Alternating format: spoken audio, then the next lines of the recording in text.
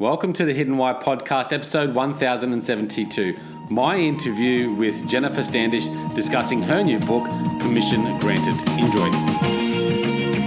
Hello, Jennifer. Welcome to the Hidden Why podcast. Great to have you here with us today. Thank you. Thank you for having me on the show. No, pleasure. Whereabouts are you? You're Los Angeles. Is that right? Yes, I am. I'm right at the base of the Hollywood sign. The base of the Hollywood sign? Yes. Have you ever climbed up the big H or anything like that? I ride past it every day. Okay. I ride past it every day. Yeah. A little bit of icon there. There you go. It is, yeah. How long have you been there for? 6 months. 6 months, okay. Yeah, 6 months. About 2 years ago, I had a dream. It was a divine experience, and I was told I was living on the East Coast, about an hour and a half north of New York City, and I was told to sell everything I owned and move to Los Angeles, where I would heal people with my undivided attention. Wow, and you're getting right into the nitty gritty, aren't you? Yep, and I said, okay. And it was like a near-death experience. Is the best way I could. It was I was pure consciousness, and it was God who showed up. And so because God wasn't male or female, but we then took me to Los Angeles, where we hovered over people and said, "Yes, you need to be here." And I said, okay. And I wish I had asked more questions, because I certainly don't know how healing people with my undivided attention really works. But I went back home and woke up. Where was home? And then about an hour and a half north of New York City. I was living in the Mid-Hudson Valley. Okay. Yeah. And I did what any human being would do, is I, instead of just accepting it, I called all my friends and family and colleagues and everyone I knew and was like, well, what would you do? What would you do? What would you do? And everybody said, well, I would do it, Jennifer. But I didn't really know what healing people with my undivided attention was. And I was a sales consultant at the time. And so I waited 2 years, and my business evolved into transformational coaching. And so when that happened, then I said, yes, then I'm going to move to Los Angeles. And so I've been here 6 months. Okay. Divine intervention, as you call it. Yeah. How does this work? Because a lot of people are going to be sitting out there going, hang on, slow down, with disbelief. I don't know. I was asleep. And then somehow I was pure consciousness out of my body. Whilst you were asleep? While I was asleep. And it was, the best I can describe it was, I was visited by God, and who was also pure consciousness. And it was, if you've ever heard of somebody describing a near-death experience where they're out of their body and they're around other people, but you're pure consciousness. You are a soul, but you don't have a body. You don't have you're just consciousness. If you ever listen to near-death experiences, it was exactly that. And but you weren't having a near-death but I wasn't experience. died, but I wasn't having a near-death experience, but it was exactly that. And so it was completely safe. Everything made perfect sense. And then it was, let's go to Los Angeles. And we hovered over people in Los Angeles. They couldn't see us, but we were hovering over people. And I had lived in Los Angeles, so I kind of knew the lay of the land. And then we came back to my house, and then I re-entered my body and woke up and had this sense of urgency. Was overwhelming. And it was, oh, what the heck was that? That was not a dream. That was divine. That was a divine dream. That was something unlike anything I'd ever experienced before. And the urgency just vibrated through my body. And it was like, oh God, no, we're doing this. And everyone said to do it, and I was ready to pack up and move. But I had a friend who was an intuitive healer, and she said, no, let the dust settle, figure out what it means. And she says, because don't jump on it straight away. Yeah. And she says, because you're leaving a lot. Because I had a house on the Hudson River, I had a sailboat, I had a business, I had I had a life. And she's like, you're going to walk away from all of this. You don't even know what you're doing. You're a sales consultant. You teach people how to cold call. You're now going to be a healer in Los Angeles. She's like, no. Let the dust settle. And what happened was my business, I attracted a lot of people with call reluctance. And that was a deep dive into people's childhoods. And then when I started uncovering what was holding them back, I watched their life trajectories completely change. And I realized, well, this isn't sales consulting. This is transformational coaching. And and it was like, oh, wow, this isn't sales consulting anymore. This is something much bigger. And I lived through COVID. And then when I said, I think I need to move, I put my house on the market, and the first people that showed up bought the house, all cash offer for more money than I could have imagined. And it was the perfect people. They assumed responsibility for my feral cat colony. It was perfect. Everything just fell into place. And it was. So what were you doing with your life? You're a sales consultant, is that right? Yeah, I was a sales consultant. Yeah. Living in a house. Were you going through any trauma or any experience in life that was kind of unusual for that time? Because I had been through a lot. I was raised by a narcissist and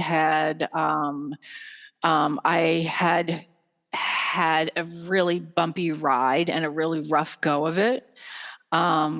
6 months prior, I had tried to commit suicide. I had a really rough life, really hard time. Going through a bit in your life at that stage. What is a narcissist to you? So my mother was a narcissist and my father was the enabler, and she. What is a narcissist? Like, what do you? A narcissist. So a narcissist is somebody that doesn't it can't empathize with other people's pain and suffering. And as a parent, what they do is they use and exploit their children for their own satisfaction and personal gain. So we were used to support my mother in her quest for her own happiness, and we were to support her in whatever she wanted. And we were unsupported emotionally, and we were just there to make her happy. And it was all about her and her life. And we were exploited and manipulated, and nothing was ever given in return. We were discarded when we weren't, useful. So, and then I was the child that was most threatening to her. So I was her number one enemy. And so she could not have a child that was her competition. So I was raised to believe that I was born brain damaged and dumb and would not go to college. And so it was brutal. It was brutal. And your father, enabler? Yes, that's always how it is. Two narcissists never come together. It's always the narcissist and an enabler. And so my father, too, was always about making sure my mother was happy, making sure my mother got what she needed, making sure that she was happy, and the whole household revolved around making sure that her needs were always met, with as ridiculous as they were. And she was very volatile and abusive, and it was always, placating whatever her needs were.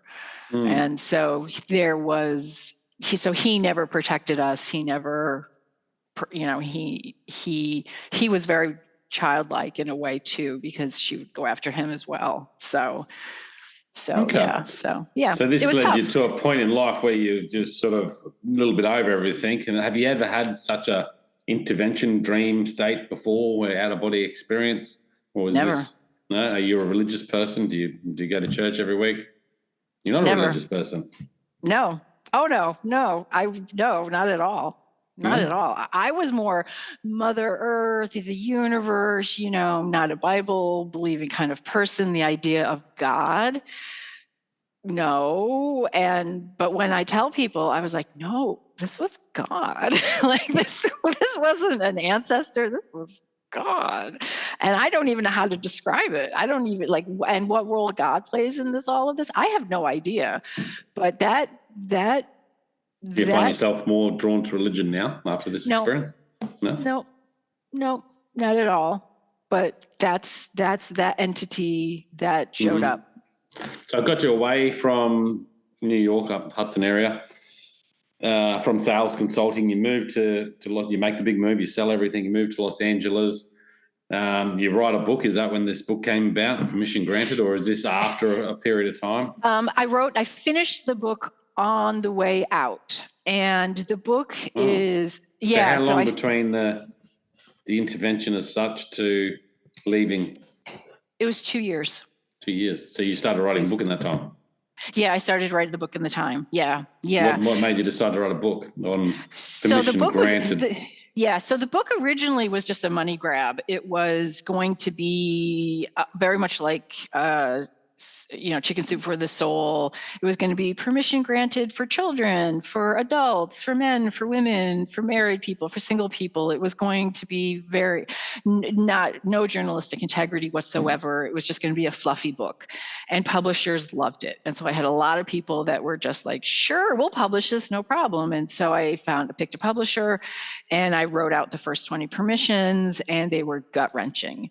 And I sent it off to the editor, and I said, this isn't what we talked about, but this is what came out. Just thought I'd send it over. And she wrote back and she said, no, this is the book that needs to be written. And it was the permissions that I had to give myself and that freed me from my past. And it ended up being 91 permissions that came from my childhood. And it was all of the rules, the banana rules, the crazy rules that my narcissistic mother taught me, that I had to free myself from. Give us some examples. You have to be thin in order to be loved. Mm-hmm. Some of the more strange things were like, you never flush the toilet at night. You never wake somebody up. You're allowed to make mistakes. You're allowed to write in a journal and have spelling mistakes. You're my very first journal, there was so much anxiety about writing in a journal. Yeah. That the journal had rules, like you're allowed to have spelling mistakes there. You're allowed to have grammar mistakes. You're allowed, there were, so the rules span from, career, to personal, relationships, to just loving yourself, just being good to yourself, allowing, like you don't have to wear the bikini bathing suit. You're allowed to wear, a pair of just swim trunks and a t-shirt to go swimming. You can do that. You're allowed to do that. You're allowed to eat food that you love. You don't have to be thin. You don't have to diet. You're allowed to enjoy food, So that's what the book ended up being. It wasn't what it was intended, but that's what it ended up being. Okay. So it was intended as a bit of a money grab, but then it turned into something that maybe was a personal journey of sharing of how you gave yourself permission to live life more fully. Yeah. So what I'm hoping, that when readers read it, because it's all about self-limiting beliefs, this is what I believe to be true. I had to rewrite these things in order to set myself free. And I'm hoping that some of these things will resonate with readers. And I created a workbook, and I now do workshops from the book to say, hey, look, I'm sure not all of these will, resonate with you, but let's rewrite your rules. What are the rules that no longer work for you, that you were taught as a child? Let's come up with your book. So these 91 limiting beliefs, are they 91 rules? Are they 91 practices? I use rules. I use rules, but it could easily be beliefs. How I talk about them are that, first 7 years of your life, you're on record. Everything that you see, hear, do goes straight into your subconscious. And those are the foundation. I look at that as that's the foundation upon which you build your life. Those are the foundational rules. Yeah. So I look at them as rules, but they could easily be beliefs. So these rules that you were challenged with to live a content life, and so you've written the rules as a way how to go around them then, is that right? Or rules to abide by to live more? Well, I had to write my own rules. So I had to abandon the rules that were given to me and rewrite them. Okay, what's rule one? Oh my goodness. I think the biggest rule is enjoy your life in the present, enjoy right now. And cherish it, because this is what we really have, is just right now. And don't look at the past, don't worry so much about the future, but just enjoy the present and cherish it. That's a good rule. Yeah. I won't ask for all 91. I'll let people pick up the book. Is there any interesting rules in there that you thought were most interesting to write about?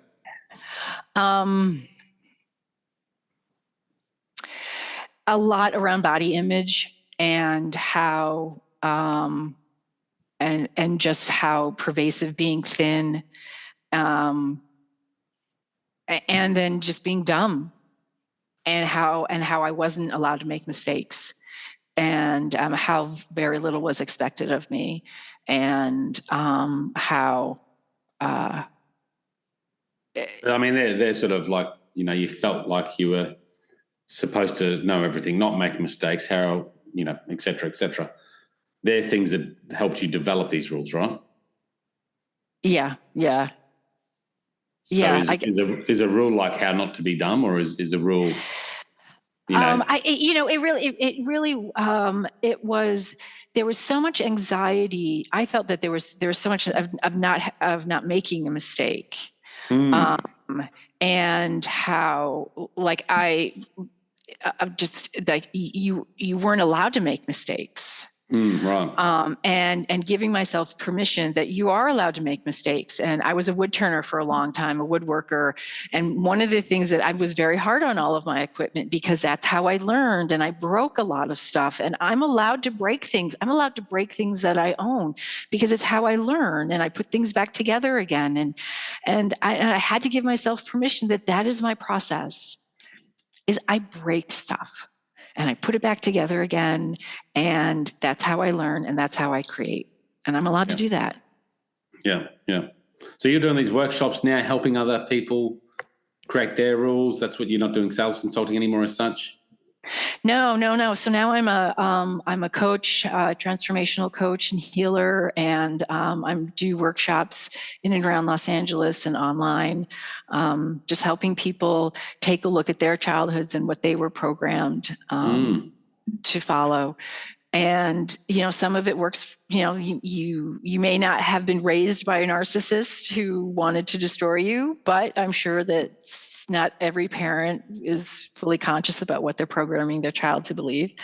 But I just did a workshop, and a lot of the things that were coming up was being fearful about being a leader and knowing enough, and being fearful of making mistakes. And getting caught, or making a mistake and then getting caught and then getting in trouble.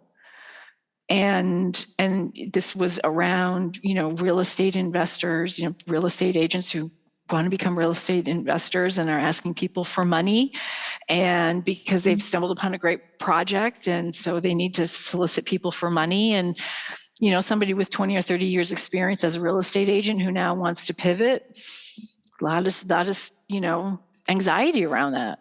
And it's like if you come from authenticity and integrity and transparency, you're gonna, you're allowed to make mistakes. You can ask, you're allowed, you may make a mistake, but that's okay. Your investors will forgive you. You'll work it out. You know the right people.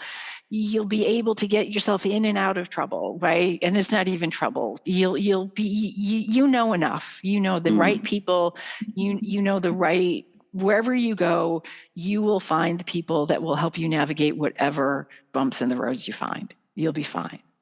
Having that self-belief and then the courage, then really to go after it. Yeah, and no project is perfect. And just having the courage to say, I don't know what's going to happen, but whatever happens, I'll be able to solve it. I'll be fine. Yeah. I'll be fine. Yeah. It's interesting, isn't it?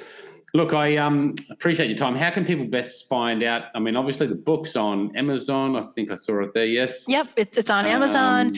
And the best place to find me is on LinkedIn, Jennifer Standish. I'm very active on LinkedIn, and so that's the best place for me. And then you can go to jennifirstandish.com. You can find the book there. Yeah, you've got your own website there, jennifirstandish.com. Yeah, cool. We'll stick the link in the show notes, Jennifer. Thank you for coming on today and sharing. Thank you. Thank you so much for having me. I appreciate it. I wish you the best with the journey. And out there listening, guys, connect with Jennifer. Get a copy of the book if you're interested in that. And check it all out at thehiddenwhy.com. Until next time, peace, passion, and purpose. See you soon. Thanks, guys, for listening to this episode. I hope you enjoyed what you heard. I hope you love what you're hearing. If you like this episode, guys, or any of the episodes that you're listening to here at The Hidden Why, please do me a favor by sharing it. You can share it with your families. You can share it with your loved ones. You can do that by using your favorite social media channels, using the icons on the platform that you're listening to The Hidden Why podcast. Also, guys, if you're a fan of the show, please connect with me. Connect with me at thehiddenwhy.com. I love to hear from you. I love to converse with the people that listen to this show to find out what they enjoy, what they don't enjoy, and perhaps if they have any questions or feedback for the show as well. You can stay up to date with all that I'm releasing here, guys. I do a solo show every Monday, a 3-minute thought every Thursday. I do 2 interviews a week on a Wednesday and a Saturday, and a book review every Friday. You can stay up to date with all that by subscribing to my newsletter at thehiddenwhy.com. Just enter your email address there, and also subscribing to the podcast on the platform that you choose to listen to your podcasts. You can also support the show, guys, by using the Amazon links at thehiddenwhy.com. So if you like books, you can get all the books that I review there, and anything else really that you like to purchase through Amazon. So use that link, it helps support the show. And we've also got a deal with Audible, guys. Audible is a fantastic way to listen to all your favorite books. We've got a deal with them so you can get 2 free books when you subscribe subscribe to a 30-day free trial. So check that out again at thehiddenwhy.com. Guys, that's it from me. You know what to do. Go out there, breathe more passion into every single moment. Do everything with greater purpose, and in doing so you will discover your hidden why. This is The Hidden Why. My name is Lee Martinuzzi. Until next time, peace, passion, and purpose. See you soon.